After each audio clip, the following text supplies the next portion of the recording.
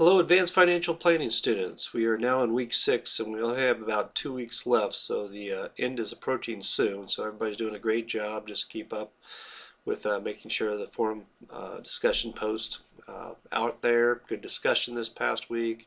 We have another topic this week about the stock market. I'm kind of asking you to give your prediction, if you will, of where you think the Dow will be at the end of 2015. I'd like you to go out and do a little research.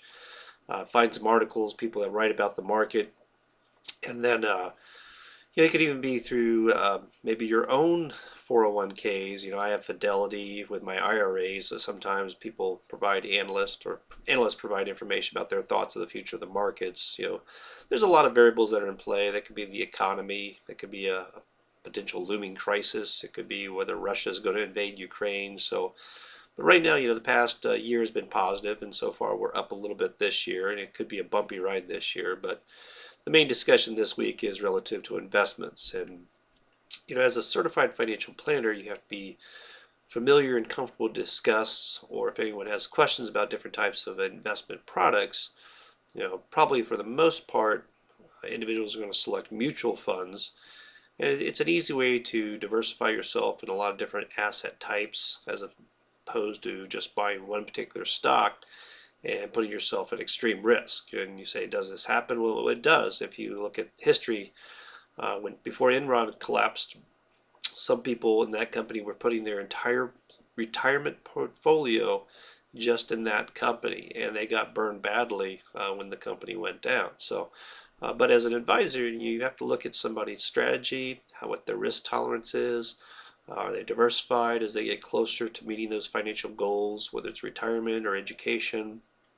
Do we want to back off a little bit, be a little bit more conservative, but then at the same time we know that people are living longer now, and am I going to have enough funds to get me through till I'm 100 years old? So it's a lot of those questions you ask in the beginning, and then you try to work on a strategy and look at their entire portfolio, and perhaps you may have to shift some things if you feel there's too much risk or not enough opportunity to get where they need to go.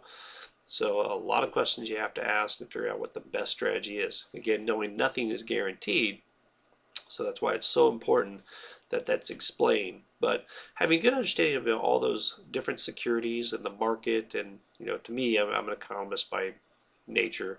What's going on? You got to be aware of things because interest rates can change, and if interest rates change, it can mean changes in bond prices.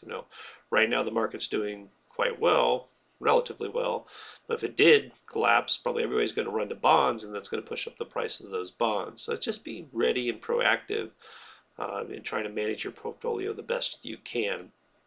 And usually, if people are diversified enough, that they're going to be able to weather through things and not have to actively manage their portfolios as much. So, okay, well, just for the remaining 2 weeks, also remember to keep working on your project. Again, you are like a scenario as a certified financial planner, looking at somebody's position and trying to review everything and making recommendations of what should be done. So do email me if you have any questions on that.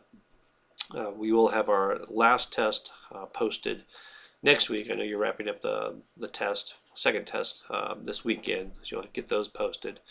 But otherwise, just keep plugging along. You're doing a great job, and if you do have any questions, do let me know. So have a great weekend, great week, and we'll talk to you online. Take care.